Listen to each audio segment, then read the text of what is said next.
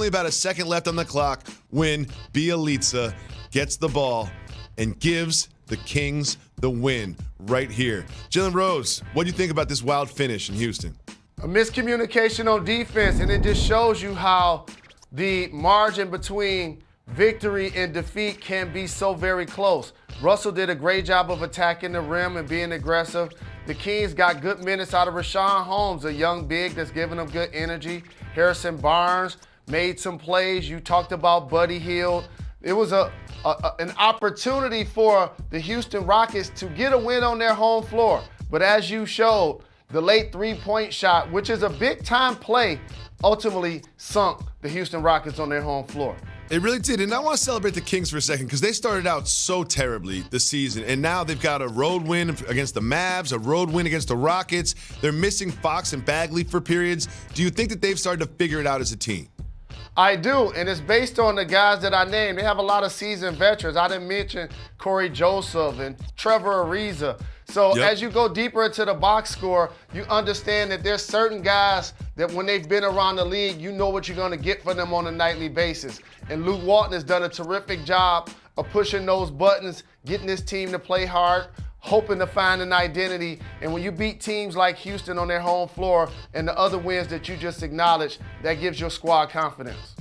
Not only did the Rockets lose to the Kings last night, they also lost their appeal. Remember the dunk that was a dunk, but the refs didn't think was a dunk? You'll never believe this, Jalen Rose, but the league decided not to just straight up award them the win, and the league decided not to play over the last 7 minutes and 50 seconds. They actually said that there was plenty of time for the Rockets to make up for the error over the course of the rest of the game. I understand, I mean, no one really thought they were going to uphold this appeal, but did they have to add that part about y'all should have won the game anyway?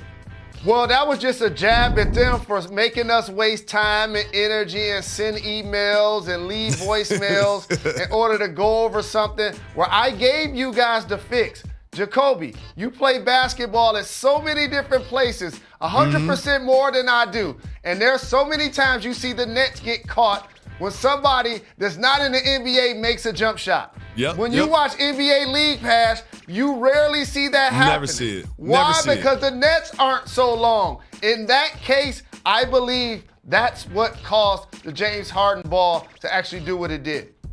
Well, 2 L's for the Rockets last night, but Jalen Rose, you'll never believe this. We had the Detroit Pistons at the start of the show. The Detroit Pistons at the start of the show, and I know you know exactly why. Derrick Rose had a huge game. He had 4 points going into the fourth quarter. In the fourth quarter, he scored 17. He was 7 for 8 in the final frame, and none were bigger than the final shot of the game. You'll see it here, little spin move, 15 feet, hit that. After the game, he said he was born to do this. Jalen, how encouraging was to see this performance in the fourth quarter from Derrick Rose? To appreciate the beauty of a rose, you must respect the thorns. And on the road, when you have 15 turnovers, when you have 18 turnovers and 15 assists, you normally don't win. When Blake Griffin scores in single digits, that's normally an opportunity for the home team to get that victory. Brandon Ingram was terrific, scored over 30. But Derrick Rose in the fourth and how he performed was the actual catalyst to why they were able to close it out.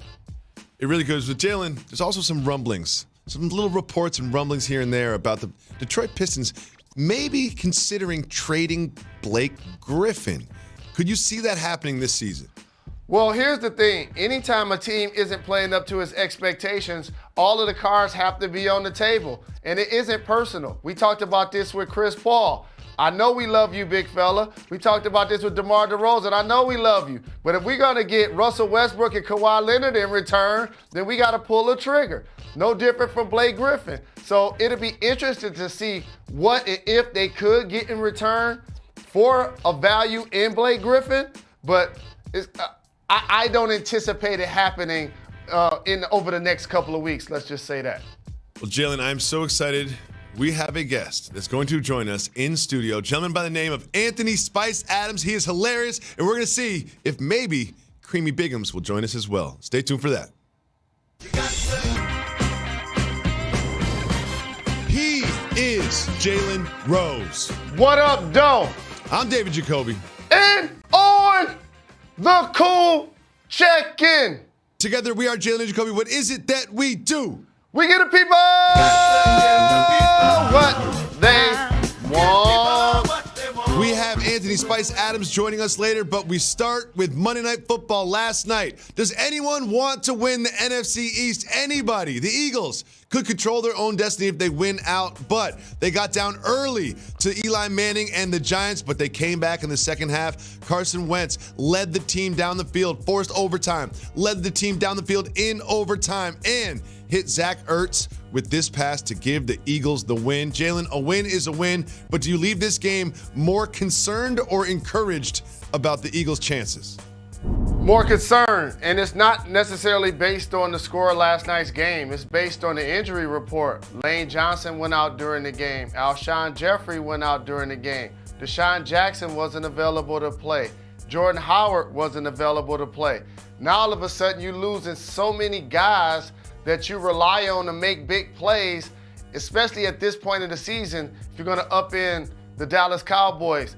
I don't want to see Carson Wentz throwing the football 50 times, especially in those conditions. However, in the second half, their offense did respond. Zach Ertz was huge, 2 touchdown grabs. But ultimately, for the Eagles, that head-to-head with the Dallas Cowboys may end up being a determining factor. Well, as they did get thin in all the skilled positions, there was a little silver lining to that cloud. A gentleman by the name of Boston Scott, he was undrafted, he was on a practice squad. They brought him up. He had 10 rushes for 59 yards, 6 catches for 69 yards. Little guy out there just zipping around. Did they find something last night in Boston Scott? Possibly, and to show my age, the first thing I thought when I saw him was like, is that Dave Meggett? Because they was playing against the Giants, old school, and a little Darren Sproles also. It was great to see him out there performing well when he got his opportunity. But just think about this. The Eagles were so short at wide receiver. Had somebody else got injured, Josh McCown, the backup quarterback, the seasoned veteran that's almost been in the league 20 years, would have had to line up at wide receiver. Just think about that for a second. Short-handed, to say the least. Coach Peterson said that McCown went and got his helmet and was like, Coach, I'm ready to run these routes. And be like, by the time you're out of your break, we'll already be in the huddle for the next play. I don't know if he's going to be the most speedy guy on the outside, but I do love the attitude. He's like, whatever you need, Coach, I'll go in there. So we kind of glazed over it, but Eli Manning was in for Daniel Jones, who has an ankle problem, and Eli Manning looked great, especially in the first half. The second half, he didn't look so great, but he had some really nice balls in the first half. Jalen, Eli is reportedly not interested in this being a farewell tour. He might come back next year. Do you think he deserves to start for one of the teams in the National Football League next year? I don't think he deserves to be a starter anymore in the NFL. He's had a great career. He's going to end up in the Hall of Fame based on the fact that he has 2 Super Bowl championships, 2 Super Bowl MVPs, and that his last name is Manning, and he played in New York City. But not too many quarterbacks get a chance to go into the Hall with an under 500 record, and he also has that. But it was great to see him back out there performing. I wish I would have bet on the over-under cutaways of his family and Peyton and stuff like that. I'd be a rich man today. But the second half started, and the first thing I was thinking of, they should be showing Saquon Barkley family, because he's the present and the future, and they're not getting him involved. And if they're not able to get him involved in these conditions, they're not going to be able to keep this up, and that's what took place. That's a really good point. We talk about the NFC East, and we really do joke, but one of these 2 teams is going to end up in the playoffs, and someone has to win this division. If you take a look at what the Cowboys and the Eagles both have ahead of them schedule-wise, who do you like to end up winning this crown? Well, the Cowboys got those Rams. That's the toughest game out of all of those squads, and then they have a head-to-head.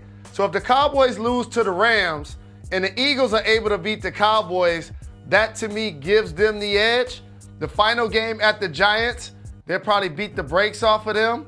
The Redskins, the Dallas Cowboys will probably win that week. So these next 2 weeks are going to determine it. I think right now, other than injuries, Philadelphia has to be in pole position. Well, now we switch our focus to the National Basketball Association, and what a game we had between the Rockets and the Kings. Russell Westbrook had what I consider to be his best game as a Houston Rocket. He had 34 points and 8 assists. He was getting buckets, and we all saw the very final bucket that he ended up getting. This is Buddy Hield, who puts the Kings up And then Russell Westbrook comes back down to put the Rockets back up with so much